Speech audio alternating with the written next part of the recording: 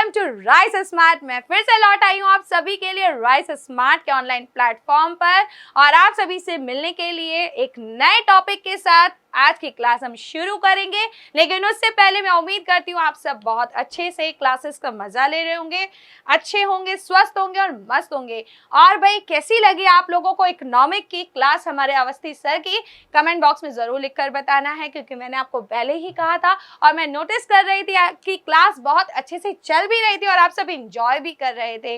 लेकिन अब हिस्ट्री की क्लास में हम आज बात करेंगे एक नए टॉपिक पर, और आज का जो हमारा टॉपिक है उससे पहले एक जानकारी मुझे लेकर, जहां आप सभी जान चुके हैं अब तक की क्लासेस करते हुए कि मैं यहाँ जो वेरियस कॉम्पिटिटिव एग्जाम्स में ऑलरेडी स्टूडेंट्स को, आप जैसे बच्चों को, शरारती बच्चों को पढ़ा चुकी हूँ। नहीं, शरारती नहीं हूँ भैया, आप बहुत स्वीट हो, ऐसी बात नहीं है। मैं जज करती हूँ क्लास में आप लोगों के कमेंट्स के साथ, और आप ही के प्यार के साथ मैं इन क्लासेस को आगे लेकर जाना चाहती हूँ, ताकि मैं यहाँ बहुत जल्द आपके बीच में यहाँ अपना एक्सपीरियंस, यहाँ नंबर ऑफ स्टूडेंट्स को बढ़ाते हुए एक नया रिकॉर्ड बनाऊँ। ठीक है, फिर ताकि मैं नए क्लासेस में एक नए रिकॉर्ड के साथ आऊँ, और इसमें आप लोग मेरी मदद ज़रूर करेंगे मेरी वीडियोस को शेयर करके। ठीक है, तो आज जो हमारा टॉपिक है वो है गुरु नानक। भाई देखो, जहाँ तक अगर बात करते हैं हम एग्जाम पॉइंट ऑफ व्यू की, तो भूलेगा नहीं मिडिवल और मॉडर्न सेक्शन जो बहुत इंपॉर्टेंट है, जहाँ से फोकस किया जाता है। तो आप लोग कैसे भूल सकते हैं कि हमारे भारत में सिख धर्म के संस्थापक हमारे गुरु नानक जी को लेकर यहाँ पर चर्चा तो बनती है, क्योंकि क्वेश्चंस भी आते हैं और कुछ जानकारियाँ भी आप लोगों को मालूम होनी चाहिए। इसे आज हम गुरु नानक जी पर चर्चा करने जा रहे हैं। सो आर यू रेडी गाइस? ठीक है, और अब बात करते हैं गुरु नानक जी की। तो सबसे पहले मैं ये कहना चाहूंगी, ये बात उस समय की थी जब गुरु नानक जी को लेकर, मैं इधर आ जाती हूँ क्योंकि हमारे गुरु नानक जी इधर हैं। ठीक है, और गुरु नानक जी जिनके बारे में सब इतना जरूर जानते हैं कि सिख धर्म के संस्थापक हैं, लेकिन आप लोगों के दिल में, मतलब मन में कभी ये बात नहीं आती है कि गुरु नानक जी ने जो ये धर्म स्थापित किया था, आखिर धर्म स्थापित होने का, इसके अस्तित्व में आने का कुछ ना कुछ तो कारण भी रहा होगा।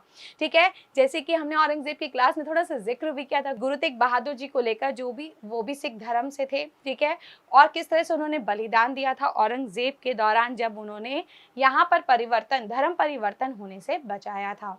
ठीक है, लोगों को प्रोत्साहन दिया था। तो उन्हीं धर्म में संस्थापक हमारे गुरु नानक जी।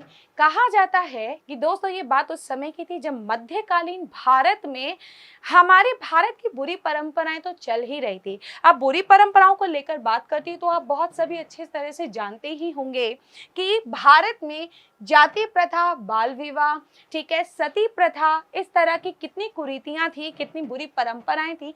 आप माने ना माने, भले ही आज इस तरह की परंपराओं से हम सबका पाला नहीं पड़ता, लेकिन वो दौर भी था बच्चों जिस दौर में इन लोगों ने इस चीजों को फेस किया। ज्यादा दूर मत जाइए, आप ज्यादा दूर मत जाइए। अगर पीछे 100-150 साल पीछे इन प्रथाओं को देखें ना, तो ये प्रथाएं हुआ करती थी समाज में, जिसे समाप्त करने के लिए एक धार्मिक आंदोलन आधुनिक भारत में भी हुआ था। नाम तो सुना ही है ना, राजा राममोहन रॉय, ईश्वर चंद्र विद्यासागर, देवेंद्र नाथ टैगोर, ये वो लोग थे। ठीक है, ज्योतिबा फूले नाम सुना है, स्वामी दयानंद सरस्वती जी का नाम सुना है, स्वामी विवेकानंद जी का आपने नाम सुना है। यही वो लोग थे जिन्हें समाज सुधारक कहा जाता है। तो राजा राम मोहन रॉय और इन सब ने मिलकर किस तरह से इन प्रथाओं को समाप्त किया। लेकिन भूले मत कि इस दलदल में हमारा प्राचीन भारत, मध्यकालीन भारत फंसा पड़ा था। ऐसे में लोग इन सब चीज़ों का शिकार थे, और उनमें एक सबसे बड़ी परेशानी क्या थी? मूर्ति पूजा। क्योंकि मूर्ति पूजा एक गलत नहीं है। आप जानते हैं कि मूर्ति पूजाओं का कुछ लोग समर्थन इस बात को लेकर करते हैं कि मूर्ति पूजा का एक विचार होता है कि मन में भक्ति करना, यानी एक आकृति है, एक मूर्ति है, उस मूर्त को आपने अपने मन में साधा हुआ है, उसको भक्ति कर रहे हैं, वो एक अच्छा है। इसका एग्जाम्पल है मीराबाई। लेकिन मीराबाई को भी उस दौर में गलत कहा गया था दोस्तों, जिन्हें आज पूजा करके लोग एक महान एक बहुत बड़ी भक्त और देवी के रूप में कहते हैं। लेकिन उनके दौर में तो उन्हें एक ऐसी स्त्री कहा गया था जिनका कोई चरित्र ही नहीं था, ऐसा उनके लिए कहा जाता था। तो यही हमारा देश है जहाँ पर एक दौर में उनका विरोध करते हैं और दूसरी जगह आज उनकी पूजा की जाती है।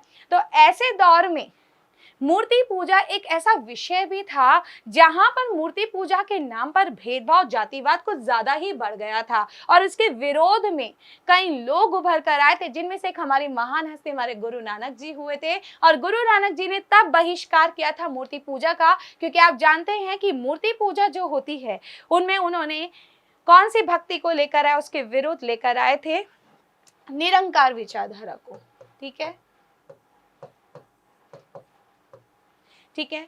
आप जानते हो कि निरंकार जो विचारधारा है, इसके तहत ये क्या कहना चाहते हैं?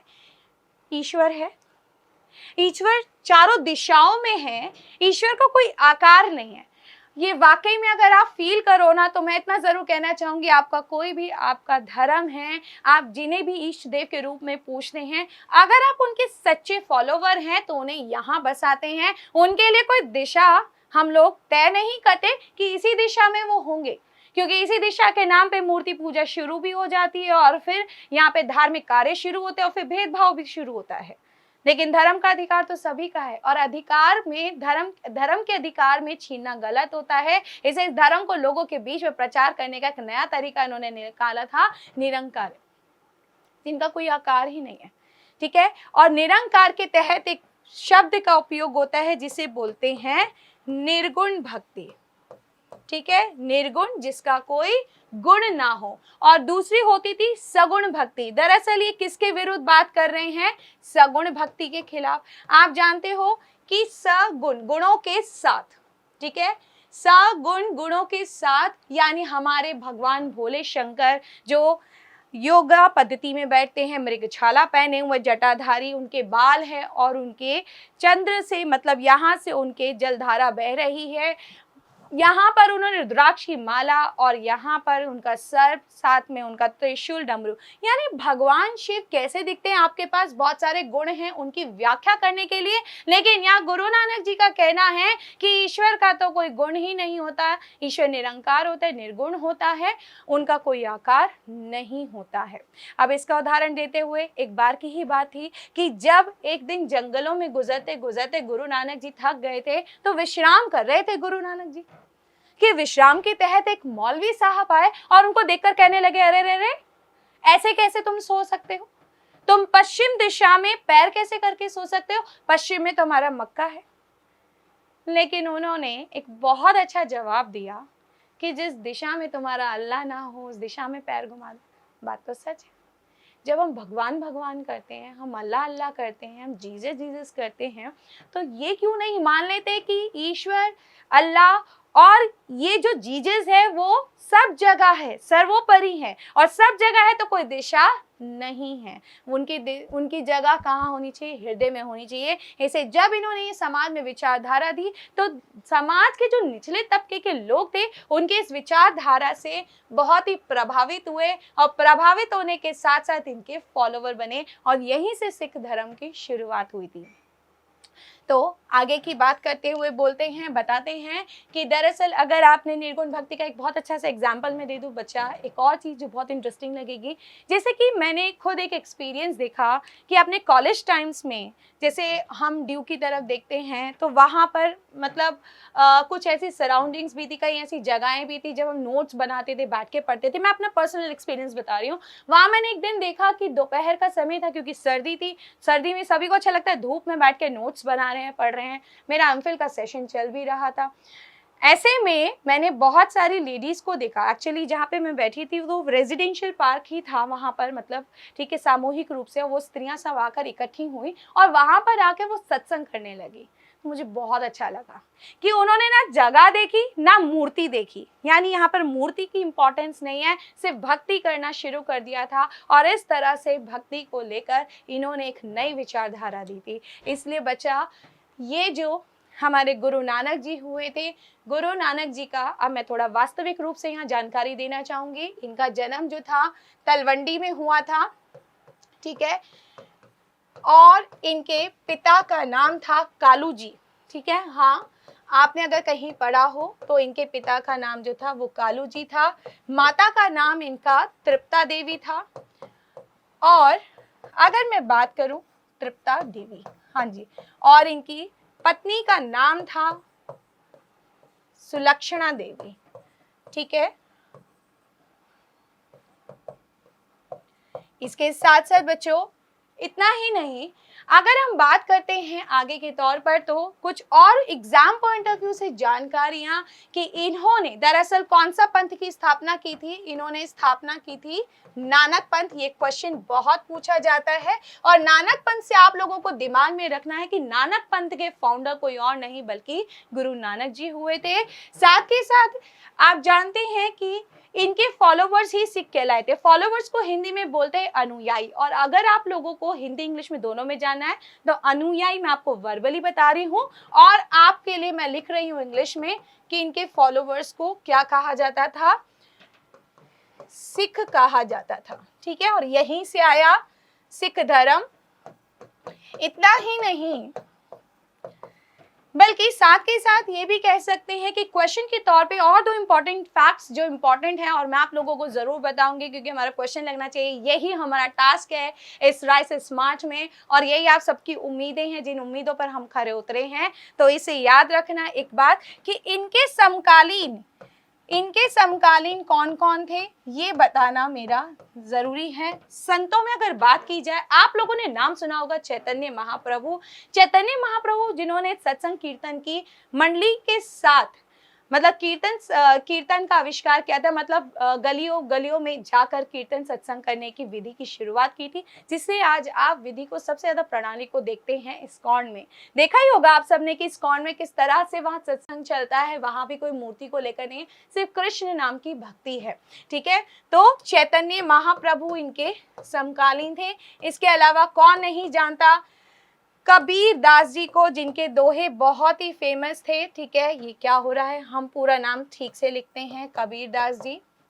ठीक है, कबीर दास जी के बारे में सुना है। कबीर दास जी ऐसे संत हुए थे जिन्होंने आज जिनके दोहे को दोहराया जाता है, जहां पर उन्होंने राम और रहीम को एक स्थान पे रखा, जिनका कोई धर्म नहीं ऐसा उनका कहना था। और कबीर दास जी के दोहे तो बड़े ही फेमस हैं, जिसमें आपने सुना भी था कि माटी कहे कुम्हार से तू क्या रोंधे मोए, एक दिन ऐसा आएगा मैं रोंधूंगी तोए। तो समय बदलता है बच्चों, कभी उम्मीद को हारना नहीं चाहिए, समय बदल सकता है। और जिनका चुनौतियों का आप सामना कर रहे हैं, कभी वो चुनौतियों पे आप भारी पड़ेंगे, ऐसा विचार भी आपको लेकर आना है। और इनके समकालीन शासक हुए थे इब्राहिम लोधी सभी को याद है, ये वही इब्राहिम लोधी है जिसने बाबर के साथ पानीपत का पहला युद्ध 1526 में लड़ा था। तो ये सारे फैक्ट्स अगर आप कनेक्ट करोगे कभी भी आप नहीं भूलोगे, बहुत अच्छे से समझ सकोगे। और आप जानते हैं यहीं से जब सिख धर्म की स्थापना हो चुकी थी तो इस धर्म को लेकर पंजाब में विस्तार होता गया, इनका बहुत ही प्रचार होता गया और जिसके तहत आगे जाके 10 गुरु हुए थे। ठीक है, जहाँ शुरुआती पहले गुरु नानक जी और हमारे अंतिम गुरु गोविंद सिंह जी, सभी ने नाम भी सुना है। ठीक है, तो बच्चों आज का हमारा ये वीडियो आपको कैसा लगा ये कमेंट बॉक्स में आपको जरूर लिख के बताना है और आपको ये वीडियो दूर दूर तक शेयर करनी है, क्योंकि आप ही के प्यार से हम लोग इस प्लेटफॉर्म पे बने रहेंगे, आप ही की उम्मीदों के साथ। ठीक है, और फिर मैं नेक्स्ट क्लास में एक अच्छे से टॉपिक के साथ हम वापस लौटेंगे। तब तक के लिए इसको लाइक कीजिए, सब्सक्राइब कीजिए, शेयर करना मत भूलिएगा। तब तक के लिए थैंक यू।